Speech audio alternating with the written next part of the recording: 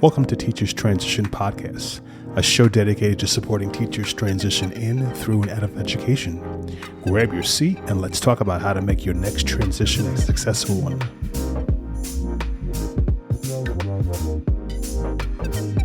Happy Sunday, everyone. My name is Alex Kirton, and welcome to another exciting episode of Teachers Transition Podcast, where we're helping teachers transition in, through, and out of education, whether it's retirement or transitioning to another career. And I'm so excited to have today with me Jeff Patterson. He's an entrepreneur. He's the CEO of Gaggle. And when I decided to transition, I heard his name repeated over and over again with a lot of colleagues and people that were looking to transition. And he has a wonderful company that is a web-based platform allowing safety protocols for our wonderful students, making sure they are safe, making sure that administrators and leaders know kind of what's going on to ensure that everyone is safe in this digital world. So I want to welcome Jeff to the stage. Welcome to the show. Welcome, Jeff. Hey, Alex. Thanks for having me. It's always good to have an opportunity to help others. Yes, and we again, as I said before, we greatly appreciate you are a champion for teachers and people trying to find jobs. And as I said before, it was the LinkedIn post that kind of opened, an opportunity for teachers looking to transition out. Okay, where do I go next? So thank you for all the work you do. And if you don't know of Jeff's work on LinkedIn, please check it out. He posts jobs every single week, and it's been a very popular following. So let's jump right into it, Jeff. Take us back to, your Texas Computer Education Association conference in 1998. And what was going through your mind when that teacher said, my district would never, let me give an email account for students? Yeah, so I was at TCA, that's the Texas Computer Education Association. It's sort of the ISTE of Texas. And I was there for some other educational software that I had, and I just happened to ask the teacher, are you using email in your classroom? She said, no, my district would never let the kids have an email address. And I'm an entrepreneur. Entrepreneurs are wired to ask the why question. So I asked, well, why is that? She said, well, it's how do we, it's the safety and security. How do we know who the kids are talking to, what they're talking about? How do we make sure it's safe?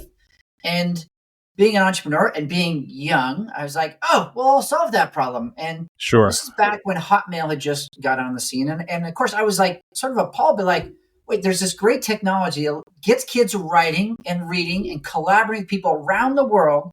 Why wouldn't we let them have this? And so I started building a web-based email platform for students in schools. In fact, the tagline was Hotmail where the teachers are in control. So that was the beginning of Gaggle. Really about 1998 was when it really, I think that was the TCA that sort of started it all.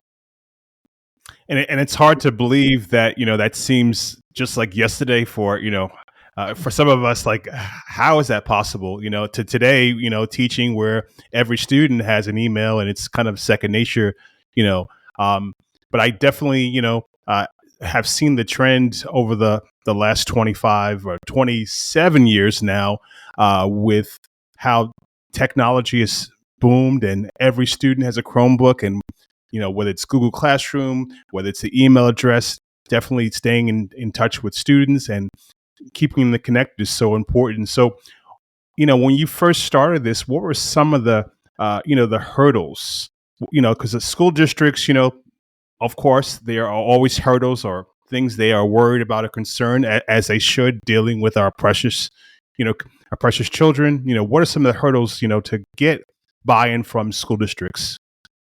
Well, in the beginning, I didn't look to districts. I looked to individual educators, right? The ones who were sort of leading the way.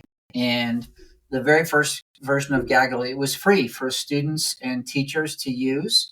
And we were going to make money on advertisements because this is back during that first .com boom and bust, where everybody's like, oh, we just have to get users. If we have enough eyeballs, we'll make money. Mm-hmm. And yes. We did a little bit of advertising. And at one point, this is a couple of years in, we had, I was open about this. We have just enough advertisements to annoy you into purchasing the premium version. And we'd make a little bit of money on the ads, and then we would charge for essentially additional storage in the email account. That was really how it started. And the biggest challenge for any entrepreneurial venture is getting the revenue, having the money to basically Yes. build out something that really solves a problem. And was that easy for you to get the revenue? Oh God, no. No, it was a long struggle. I was funding it out of my own. I had some royalties and some other software products that really Okay. funded it in the beginning. And it was probably about 2002 when there was a federal program that came along that would actually pay for email for students, and it was Okay. called E-Rate, and it would pay for up to 90% of the cost, depending on the demographics of the district.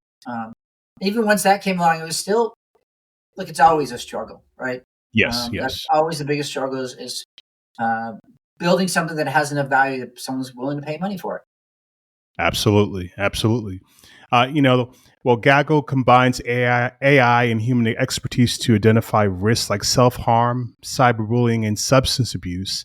How do you balance technology with human judgment in these sensitive areas? Look, I don't trust technology's judgments. Hmm. And look, and humans are fallible too. And so that's why, Yes. we believe to keep kids safe, you need technology plus people. And so the way the system works is that the emails, the Google documents, that we ingest those into the system, the technology analyzes them and decides which ones look most concerning. And we cast a Okay. very wide net. We want to have a very wide top of the funnel. And then that narrows it down to the items that we think a human being needs to look at and review. And then they make the determination of, is this bullying? Is this harassment? Is it violence? Is it depression, anxiety, suicide ideation? Is this picture pornographic or is it not? And that's where human beings are coming to make that judgment. And one example I'll use is you might see something about suicide, right? Just because Yes. the word suicide is frequently mentioned in student communications, but it might be the Suicide of Romeo and Juliet or the Yes. Suicide Squad movie, or it might be, I hate my life, my only choice left is suicide, right? Those are very different things. And that's why we think a person has to take a look at that and evaluate it and make a determination of not just what category it falls into and make sure we eliminate all the false positives, but then how urgent is it? Is this something that we can email an administrator about, or do we make an emergency phone call right now? Yeah. I mean, I think that's such a great, tool to have. Um, um, as a high school student, one of my good friends unfortunately took his life, and I still remember playing soccer with him. Still remember, him being, in charge of, the student council, the president, and seeing the joy, and then we kind of go back, saying, did I miss the signs? What I wish there was something that we could have done. I wish there was some kind of signs. So that kind of takes me back to that. And as a teacher and as a parent, thinking you can't have eyes in everywhere. These devices. Students are reaching out for help. As a teacher. Currently, we are mandated reporters, and also hearing students, tell us stuff. It's so important that we take action because you never know. And with devices, sometimes they're reaching out through there, and I'm just thankful as a teacher that there's other, and as a parent, there's other safeguards. A lot of people are kind of nervous about AI, but from what I've seen, it has to be trained. You learn it. It's not going to replace everything, and at least it provides an extra layer of security and filtering so that we can be equipped as teachers, as parents, to safeguard our kids. So, wonderful product, and thank you for pioneering that. That platform. Alex, what's Yeah. important is that, like, if we remember back to when we were kids, we didn't tell our parents what was really going on, No. right? We have kids have a tendency to tell us what they think we want to hear. Yes. And, Yes. I don't want to have any parent or friend, find out that their child or the friend was depressed and full of anxiety and actually became a victim of suicide, right? Yes. I hate when I read a story like when a parent says, I had no idea that my child was this unhappy, right? So I want to make sure that we see those warning signs and the children can get help. Yes, yes. That is so important. So again, thank you for that work. And how has Gaggle's mission evolved? Because I was watching a podcast of you earlier, and you talked about how your company is involved. So can you kind of talk about how, as the leader, how your company evolved over the 27 years? Because if you don't change, sometimes it's like the Blockbuster. There's some, you don't. There's Netflix. There's all these other things that if you don't evolve. Can you talk us about how you've evolved and your vision and mission for the company? Yeah, look, I think, and this is something I tell entrepreneurs all the time. Whatever you think your business is, that's not what it's going to be, right? You have an initial idea and you start working with customers.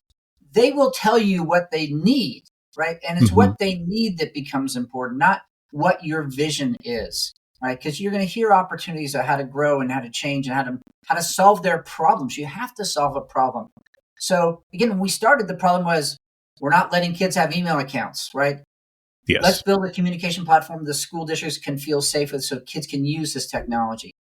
That's where it really started. But our mission is evolved. So now it's about, providing that safety to ensure the safety and well-being of schools and students. That's our mission, right? It has changed, right? And we changed from being that platform, the email, and for a while we were almost a full-baked learning management system with safety as our secret sauce. But now we've realized, it's about 2008 when it started, that the world didn't need our platform. Our platform is okay, but they really need us to put our safety inside of other products. So that was a big turning point, right? Started about 2008, really when that E-rate program went away. And we started basically putting our safety into other products. So that was a big transition. There's others. I'm going to tell you about some of the other transitions. Sure, absolutely. Please. So that was a big transition. And Alex, it was actually, as a leader, that was a very hard time. We actually went backwards in revenue, about $2.5 million. I went from being profitable to losing a lot of money and really being full of self-doubt and fear. But we made that transition. And then starting about 8 years ago, I used to tell people, I hate my own company. I'm like, Jeff, what are you talking about? How do you hate your own company? You guys save lives, right? And it's like, because I feel like we're your friend that comes over to the barbecue at your house, and you've got 3 dogs, and I'm standing in the grass pointing out the dog poop, right? You take any 30 high school kids, we know we've got the problems that kids are depressed and anxious. Some are planning suicide. Some are being abused at home, right? We know this about the kids, but we just don't know exactly which kids. Gaggle helps with that, but I wanted Gaggle to be a type of company that solves the problem, the type of company that picks up a shovel and does something about it, doesn't just point out the problem. So we started adding a teletherapy solution. We can pair licensed therapists with students that are in need. We have a mental health, 24/7 mental health crisis line, so that in-the-moment support. So that's where I'm trying to evolve the company to being a safety and a mental health company. I mean, that's great because, it's one thing to identify how do you provide the resources and the services because, every school typically has a counselor, but typically there's only one per how many hundreds of students. And also, what does a person or a parent do if they don't have the healthcare or the support to provide those I deal with students all the time where parents are kind of their hands are tied because they're struggling to navigate, and they're like, I'm trying the best I can, but I don't have access to this. So that sounds great that you can provide that all in one help, not only identifying but also providing the counseling, which is so important. So many teachers and administrators worry about privacy, and I'm sure there's even parents when monitoring digital communication. How do you ensure that Gaggle products protect students without crossing ethical or privacy lines? So, look, I want to acknowledge there's a trade-off between privacy and safety that we all face throughout society. And I believe as a parent, most parents would agree with me that if it comes to choice between privacy and my child's safety, I'm going to choose safety every day. Sure. That said, there's a federal law, the Children's Internet Protection Act, that requires schools to keep kids safe on these platforms. So there's that. There's a moral and legal obligation the districts have to also keep the students safe. Yes. And so that's the way we look at privacy. And of course, these accounts, just like your work email address, they are not the property of the student. They're the property of the organization. So again, that's why the organization, the school district, has this responsibility. So when you think of privacy and data security, there's sort of almost two ways to look at it. One is the student data privacy laws that have been passed to basically make sure that EdTech vendors are not using the students' data for their own business purposes. They're not selling the data. They're not selling things to the students. So that's one piece of student privacy. The other one is the data security. How do we keep the data from getting out into the wild and making problems for the students in their future lives? So the way we approach that is we encrypt all the data inside of our database and at rest. We do an annual, what's called the SOC 2 Type 2 audit. That's a bank security protocols to make sure that we are doing everything we can to protect the data. And we actually hire a third-party company that actually tries to do what's called penetration testing, where they try to break into our systems and then give us advice on where we could basically plug some holes to make sure we're doing our best job doing data security. And then, this is in contrast to some of the companies that have come into the space recently. We keep all the data here in the United States, and all of our human reviewers are based here in the United States. We're not hiring $5 an hour people out of India to basically look at students' communications, because I think that is also a security risk. It is. And finally, every one of our employees does a background check every year. Okay. That's great, and that's important because, again, data security is so vital.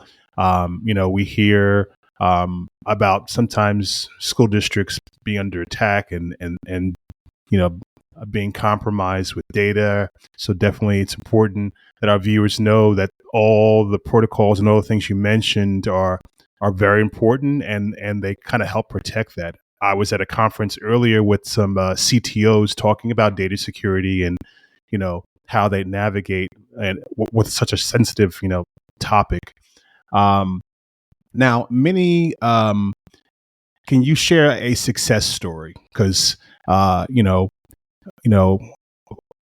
protecting kids' lives are so important, and I'm sure that helps even when talking to administrators and even parents, about the effect of your platform in regards to child safety. Yeah, I'd be glad to, Alex, but I just warning it. My stories are never fun stories, but they end as well as they can. Sure. So this is a story of a middle school boy who one Friday evening, he pulled out his school-provided Chromebook and he started writing a Google document. And the document said, "I'm tired of faking my feelings. I have no one who loves me, not even my family. My only choice left is suicide." So again, we sit behind the environment. In this case, is Google Workspaces. All the documents and email are being ingested into our system in real time. Technology highlighted this. It had the word suicide. And then it was sent to our human safety analysts, who then reviewed it. Our safety analyst recognized this as an immediate threat. So we called the principal. The principal started calling home while the assistant principal called the local authorities. When the principal got a hold of the parents said, "What are you talking about? Our son is fine. We just finished dinner. He's upstairs in his room." But when they went to look, he wasn't there. Wow. So that's why it was important the assistant principal got a hold of local authorities. Because in this town in New Jersey, the trains run through on their way to New York City, and there's a spot where two kids had previously jumped in front of the train. They found this boy walking to that spot, and of course they were able to intercept him, but this whole story happened within 15 minutes. We think this has to happen fast, because when a young person makes a decision to commit an act of suicide, it's impetuous, right? They almost act on it immediately, and so you can't wait around.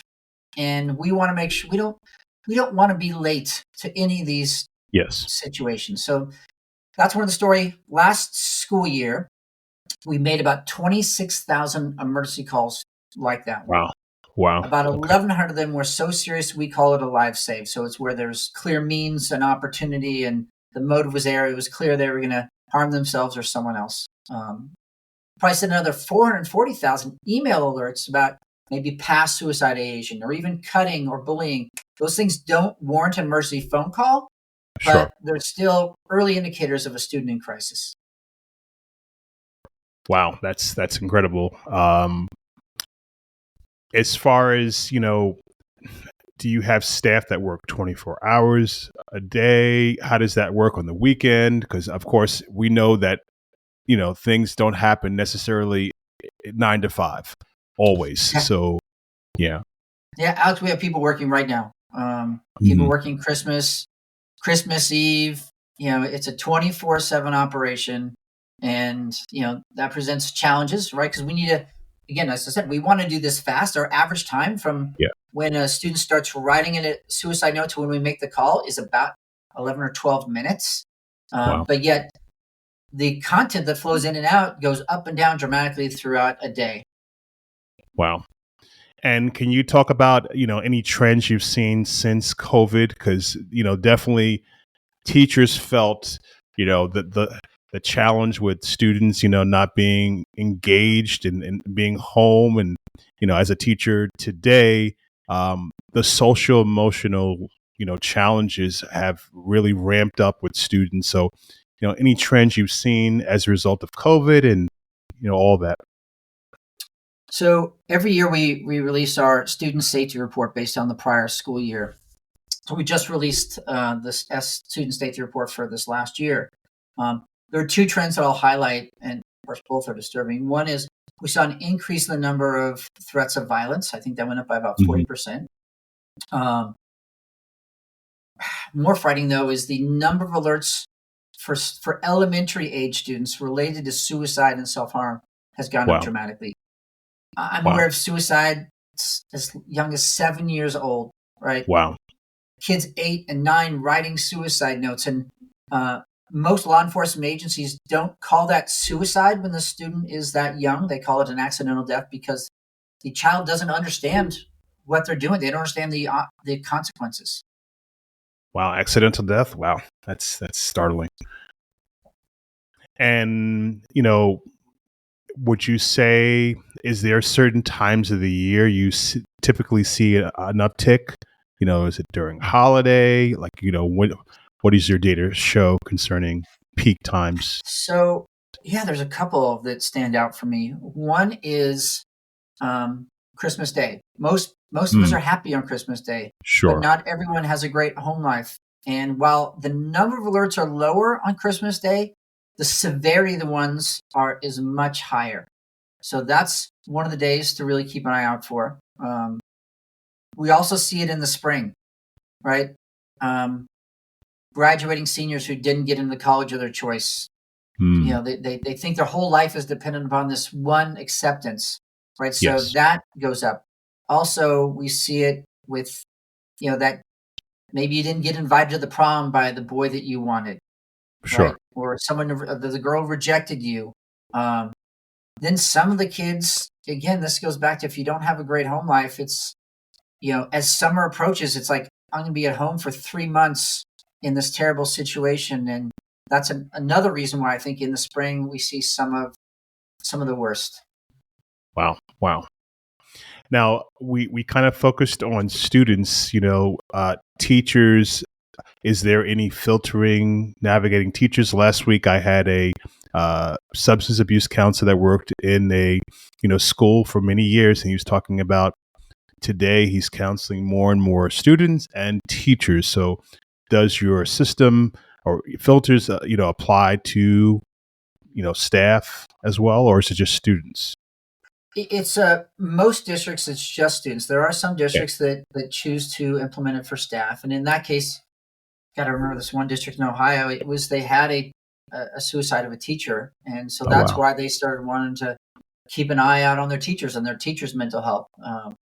With our teletherapy solution, we do have a number of districts that purchase the solution specifically for the educators. Okay. Wow.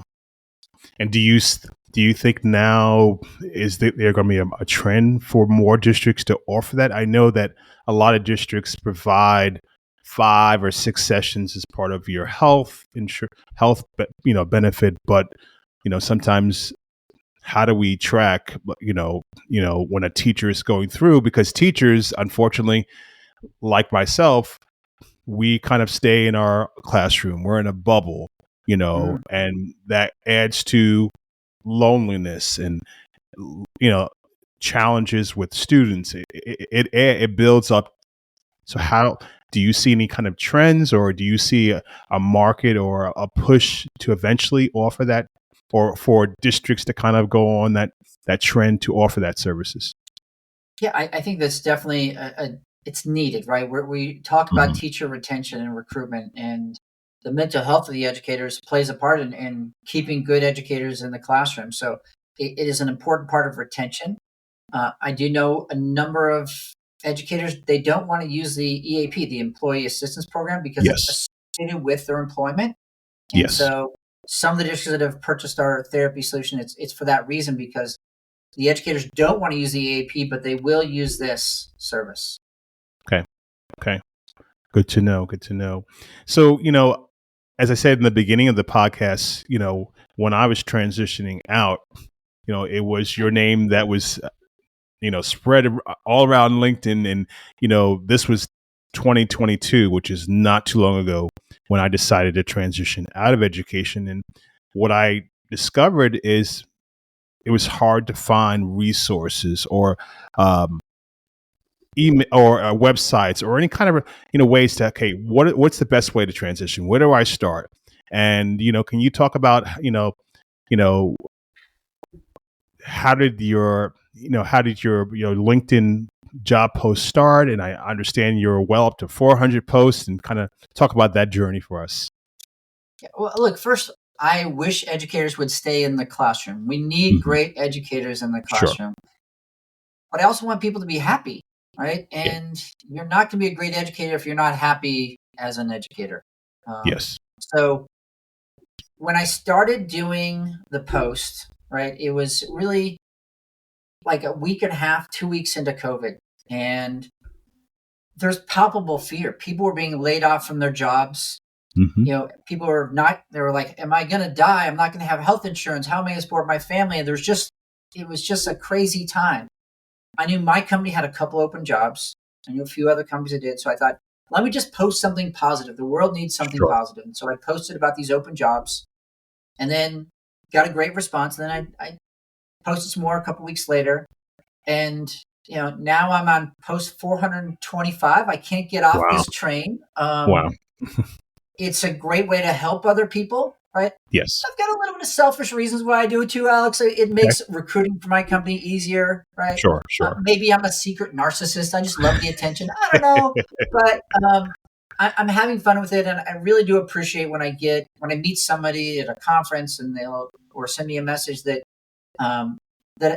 my post really helped them find another job, that it was there when they were at a low point. And I just know that we need to be more positive. We need to help more people. And I really want to help the job seekers, but I also want to help the companies find great candidates. So that's really how it started and how it's continuing.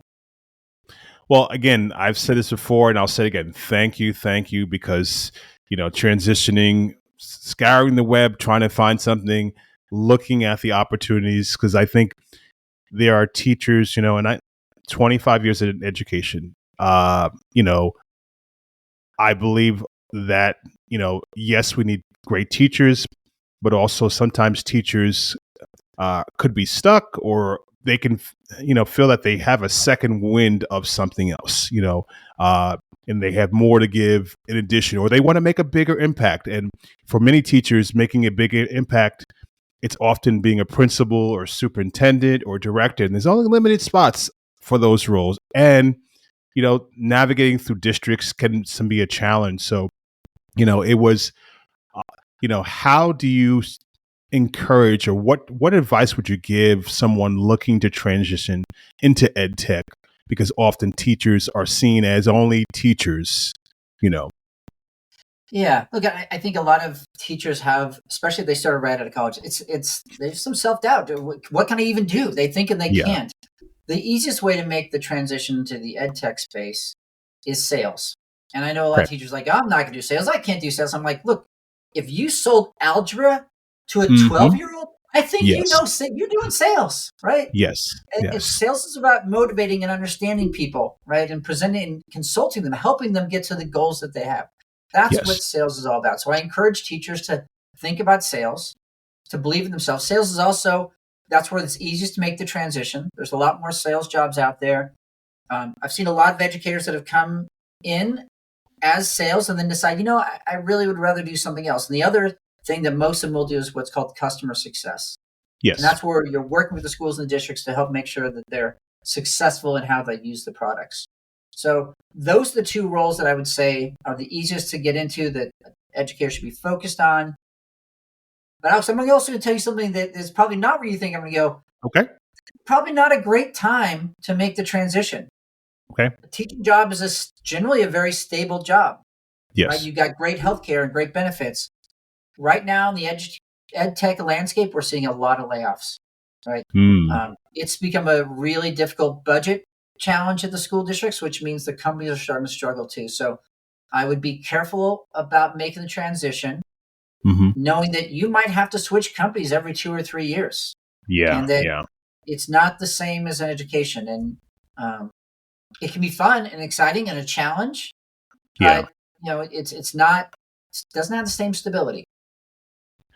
Well, thank you for sharing that because, I talk with people all the time, one that are transitioning out and they think that they can just snap their finger, end their contract, and then over the summer get a job. Some people are fortunate to have that, and many others don't have that, have that success. And hearing that the market is changing, and what would you say, what are the big, why are these jobs, kind of getting smaller, or what's going on in the market where before, COVID, I mean, there was so many jobs and you can get a job anywhere because you're remote. Now it's, a whole different landscape. So yeah, most of the jobs in the EdTech space are still remote.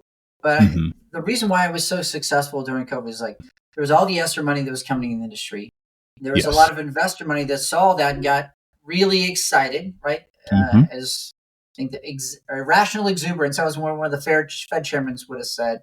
And so there's all this money coming in, all this excitement. And so that really opened up that there was all these jobs. And that was great for a period of time, but it was never going to last forever.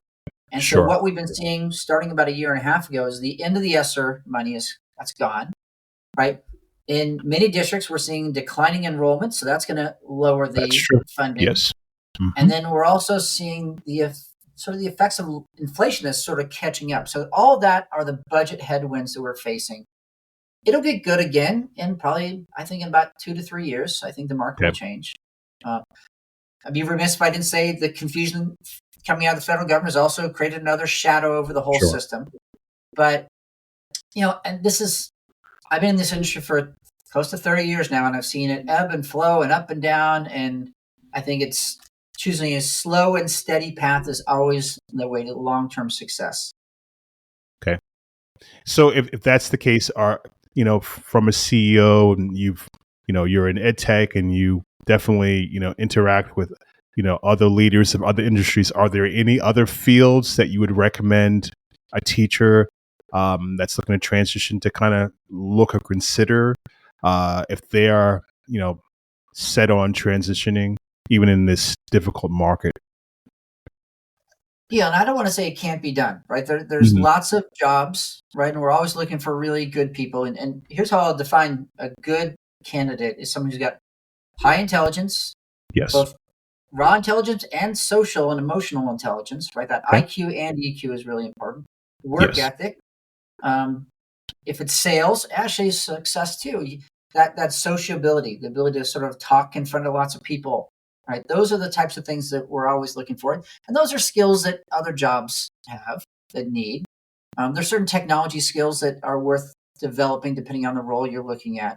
Sure. But if I was looking at industries outside of education, for some reason, the one that's coming to mind immediately, it's an entry-level job for new college grads, but it's a great training ground.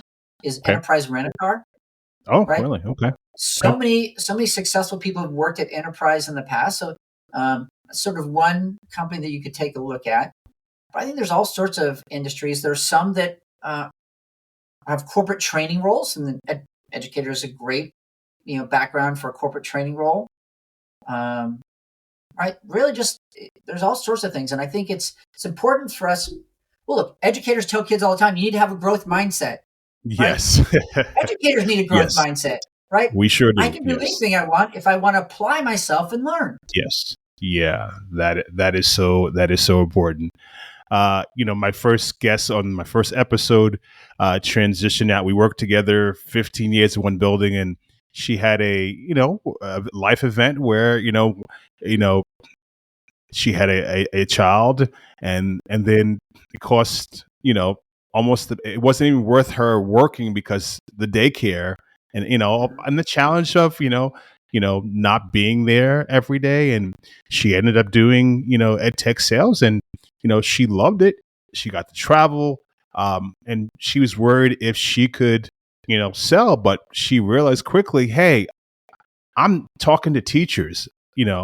I'm I'm working in customer success as well. I'm going into the classroom, trying to give the teachers the right curriculum or the right tools. And she found it a very a great job to transition to, because it still was connected to education. And I'm seeing a lot of my colleagues that have transitioned. They are not completely going well out of their scope. They're staying in education in some way because you have that experience. You have the public speaking because you're working with kids. It's just a different audience. It's different stakeholders that you're working with. So thank you for that advice, because reading every year how many teachers are leaving, it's disheartening. But as a teacher of 25 years, you know, it's a hard job, you know. Yeah, Um, yeah. you know, You told that story about your friend, and it reminds me that. Well, again, another reason why I push educators to be open to sales. It's a flexible job. Most sales jobs now are working from home, right? So yes, you can be there when your kids are leaving in the morning, and hmm then you can be there when they come home. yes, There's some travel, but usually you want to get away from home once a month or exactly, so. yeah, And as a salesperson, if you're meeting your numbers, if you're successful selling, your boss doesn't really care what you do during the day, right? yes, You have a yes, very clear measure. And so if you want yes, to go to a movie for 2 hours in the middle of the day, but you're meeting your numbers, okay. yes, yes, yes. Yeah, that is so true. Yeah, and when I transition out, just simple things like going to the bathroom anytime you want to. That's like a big thing, because when you're teaching 4 periods back at 4 or 5 periods, there's you gotta hold it. Just simple things like that. Simple things like eating lunch anytime you want. Things like you necessarily don't have to bring work home. Now, I will I will mention to our listening audience that it's great and it's fun, but it also means that sometimes there are seasons where you have to work possibly 10 hours. So if there's a project, or if you're not making your quota, you got to really dig in. And it could be no summers off. So a lot of teachers, sometimes have a misconception, because when I transition out, my colleagues, oh, you're making 6 figures, you're buying all these cars. I'm like, no, not quite. you know, Not quite. The road, the grass is not necessarily always green. It can be, has the potential, but with anything, you have to work it. Yeah. So any Yeah. other Yeah. advice you would give to teachers, that misconception about ed tech and, the outside world, There's a blog post, and I share this with some educators that when they tell me they're looking to transition, where this educator talks about having been a classroom teacher, wanting to get out. He went and took a job, and then why he went back. Right? He's like, Yes. the grass wasn't greener, and he missed Yes. the kids. He I Hmm. think he'd probably been laid off by 2 or 3 companies because and this is what happens with most ed tech. Most ed tech companies are owned by private equity firms.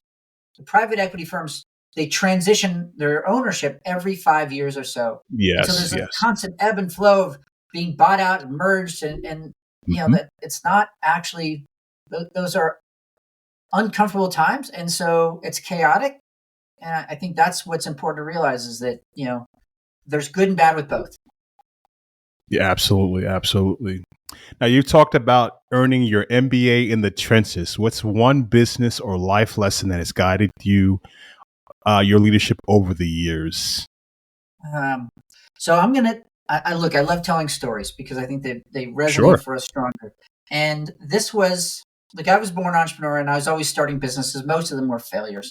I had this partner and he basically started dating a girl whose father owned a company it's a big company that you've heard of. And it's called Chef America. And What am I going to have? A Hot Pocket. So this is the company that created Hot Pockets. He eventually sold the company for over $3 billion. But Yes. I remember we went and visited him at his factory, right, where they were manufacturing these Hot Pockets. And we're saying these giant trucks of cheese come in, and milk and different ingredients. And there's this mixing vats, and there's this conveyor belt down below. And we're up above looking. He says, "See that conveyor belt system down there?" He says, "Last year that was broken. And I kept trying to fix it, and I couldn't get it fixed. And I finally realized," this is what he said, "I finally realized money is for solving problems." And so I found the guy who was best at fixing these things. He was on the other side of the country. I flew him here at whatever cost it took, because that's why you have money. It's to solve problems. So that was one of the lessons I learned from him. Okay. The other lesson he told us, he says, "When I started this company, I had these goals, right? And I had these goals. They're 2-year goals. I'm going to get to here by 2 years and get this accomplished." And he said, "It took me 7 years to reach my 2-year goals. But once I reached those goals, things sort of grow and compound on top of each other." He said, "You young entrepreneurs, you're trying to go too fast. You don't have patience." And those are 2 lessons that have stayed with me to this day. I apply them both in my personal life and in my business life. Awesome. Awesome. Great words of Paul wisdom. Mirage, if he ever hears this. Yes. Okay. So finally, Jeff, how can schools, educators, or listeners connect with Gaggle to learn more about, how you guys are keeping students safe in our digital spaces? Well, certainly our website, gaggle.net, not .com. Couldn't get that 26 years ago. So we're .net. So you can find a lot about us from there, right? And you can call or email, however you want to do it. You can find me on LinkedIn. However, I'm out of connections. LinkedIn only allows 30,000 connections. So you're welcome to follow me on LinkedIn or follow me on Instagram, where I post those open EdTech jobs. And, occasionally I'll post something else. I think I've got a video on interviewing advice and different things. So try to share any insights that I might think I have. Okay. Awesome. Well, I definitely appreciate your time, and thank you for the work you're doing, and thank you for helping champion, educators to transition. And thank you again for keeping our kids safe. All right. Thanks for having me, Alex. And thanks for joining us today. Please like, subscribe, and share this episode with a colleague. Keep learning, keep growing, and never stop believing in your impact, because you truly make a difference.